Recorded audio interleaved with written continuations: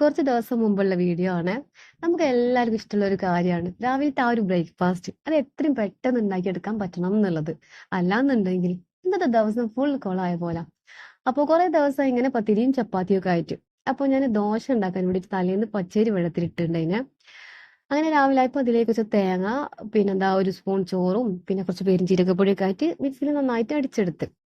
പക്ഷെ സംഭവിച്ചെന്താന്ന് പറഞ്ഞാല് കുറച്ച് ലൂസായി പോയതാണ് മാവ്, എന്താന്ന് മനസ്സിലാവില്ല കേട്ടോ. മുമ്പ് ഇത് ഉണ്ടാക്കിയ സമയത്തൊക്കെ ദോശ നല്ല ക്രിസ്പി നല്ല ടേസ്റ്റ് കിട്ടിയിട്ടുണ്ടായിരുന്നു. അപ്പൊ ആ ഒരു കോൺഫിഡൻസിലാണ് ഇതും ഇങ്ങനെ ഉണ്ടാക്കി നോക്കിയത്. ഇനി കല്ലിന്റെ കുഴപ്പമാണോന്ന് അറിയില്ല. എന്തോ ഒരു ഭാഗം കൊണ്ട് നന്നായി കിട്ടാത്ത പോലെ. സത്യം പറഞ്ഞാൽ ആദ്യത്തെ 2-3 ദോശ ശരിക്കും ഉപ്പേരി പോലൊക്കെ ഉണ്ടായിരുന്നു കാണാൻ കേട്ടോ. തീരെ അങ്ങോട്ട് കിട്ടിയിട്ടില്ല. പക്ഷെ ഓരോ പ്രാവശ്യം മാവ് ഒഴിക്കുമ്പോൾ ഞാൻ അങ്ങനെ വിചാരിക്കും ഇത് നന്നാവും ഇത് നന്നാവും.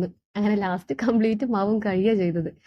പക്ഷെ ഇതാണ് ഈ വായിൽ വെച്ച് നോക്കിയപ്പോ ശരിക്കും പറഞ്ഞ പച്ച മാവ് പോലെ ഒന്നുപോലും വെന്തിട്ടില്ല. എന്ത് ചെയ്യാനാ. അപ്പൊ ശരിക്കും പറഞ്ഞ ആ ഒരു ദിവസം തന്നെ എന്തോ പോലെ ബ്രേക്ക്ഫാസ്റ്റ് റെഡി ആയിട്ടില്ലെങ്കിൽ.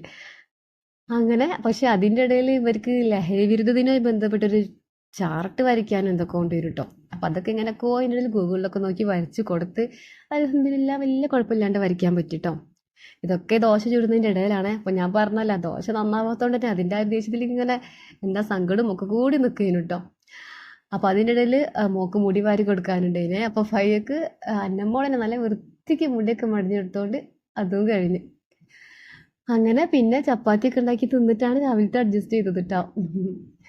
പിന്നെ അന്ന് ഉച്ചക്ക് വരെ സ്കൂളിൽ പാരൻസിന് വേണ്ടിയിട്ട് കഥാനിരൂപണ മത്സരം ഉണ്ടായിരുന്നു കേട്ടോ, അറബിയിലായിരുന്നു. അപ്പോൾ എനിക്ക് ഇഷ്ടമാണ് ഇങ്ങനത്തെ കോമ്പറ്റീഷൻസിലൊക്കെ പാർട്ടിസിപ്പേറ്റ് ചെയ്യാൻ.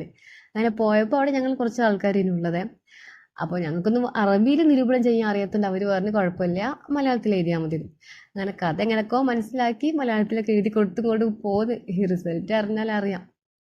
അങ്ങനെ സ്കൂളിലെ കോമ്പറ്റീഷൻ എല്ലാം കഴിഞ്ഞ് വൈകുന്നേരമാണ് വീട്ടിലെത്തിയത്. അതിന്റെ ശേഷമാണ് പിന്നെ ഭക്ഷണം കഴിച്ചത്. അപ്പോ അന്നാണെങ്കിൽ ചക്കക്കുരുവിന്റെ ഒരു കല്യാണമായിരുന്നു കേട്ടോ. ചക്കക്കുരു മുരിങ്ങന്തലയും കൂടി ഉപ്പേരി വെച്ചതും ചക്കക്കുരു തേങ്ങ അരച്ച് വെച്ചതും പിന്നെ മത്തി മുളകിട്ടതും. ഈ മത്തിന്റെ ഈ ഒരു സാധനം ഉണ്ടല്ലോ, ഈ 2 ടൈപ്പ്. ഇതിന് ഇങ്ങനെ പരന്ന ടൈപ്പ് ഉണ്ട്, പൊടിയുള്ള ടൈപ്പ് ഉണ്ടല്ലോ, അതാണ് എനിക്ക് ഭയങ്കര ഇഷ്ടമാണ്. പക്ഷെ അതാണ് കുറച്ചേ ഉണ്ടാവും, ഈ പരന്നത് കൂടുതൽ ഉണ്ടാവും. പക്ഷെ പൊരിക്കാണ് ഇത് രണ്ട് നല്ല ടേസ്റ്റുമാണ്.